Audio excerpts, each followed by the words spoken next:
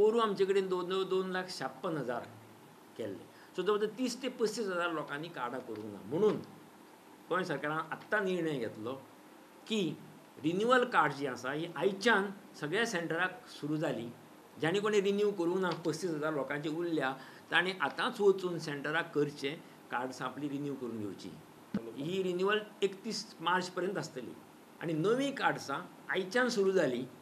जे कोण एलिजिबल आसा 5 वर्सांचे जे कोण आसा ताणें आधार कार्ड आपलें, रेशन कार्ड आपलें किंवा आनी डॉक्युमेंट ताजें कितें आसलें तें घेवन वचून आपली नवीं कार्ड्सां आयच्यान सुरू करपाची. ताका पिरियड आमी 1 वर्स दवरला. पूण जर PMJYन जर कोण आसा जाल्यार ताका प्रिफरन्स पयलें.